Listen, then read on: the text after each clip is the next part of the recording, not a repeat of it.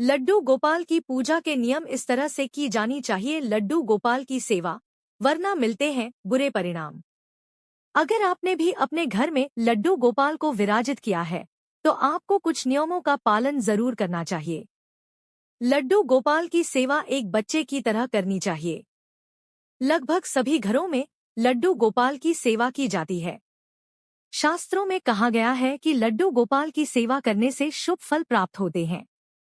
इसलिए घर में लड्डू गोपाल की मूर्ति रखनी चाहिए, साथ ही उनकी सेवा एक बच्चे की तरह करनी चाहिए। वास्तु शास्त्र के अनुसार अगर आपने भी अपने घर में लड्डू गोपाल को विराजित किया है, तो आपको कुछ नियमों का पालन जरूर करना चाहिए। पूजा घर में जहां आपने लड्डू गोपाल को बैठाया हुआ है, वहां कुछ चीजें नहीं रखना चाहिए। आइए जानते हैं कि वे चीजें कौन सी हैं। खंडित मूर्तियां न रखें। वास्तु के अनुसार घर में टूटी हुई मूर्तियां रखना अशुभ माना जाता है। जिस स्थान पर लड्डू गोपाल विराजित हैं, उस स्थान पर खंडित मूर्तियां नहीं रखनी चाहिए। ऐसी मूर्तियों के घर में होने से नकारात्मक ऊर्जा आती है। ऐसा करने से लड्डू गोपाल की सेवा की कृपा भी आपको नहीं मिलती है। गंदे कपड़े न रखें। शास्त्रों में यह भी बताया गया है कि जिस कमरे के पूजा घर में लड्डू गोपाल विराजित हैं, उस कमरे में गंदे वस्त्र नहीं होने चाहिए। ऐसा करने नकारात्मक ऊर्जा आकर्षित होती है। घर में दुर्भाग्य प्रवेश कर जाता है। इतनी देर तक रखे भोग।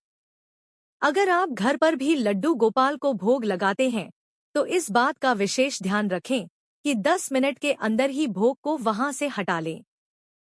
ऐसा माना जाता है कि भोग लगाने के बाद वह जूठा हो जाता है। ऐसे में जूठी थाली लंबे समय तक वहां न रखें। सजावटी वस्तुएं।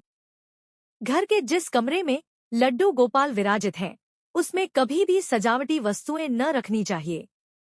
लड्डू गोपाल के कमरे को हमेशा साफ सुथरा रखना चाहिए।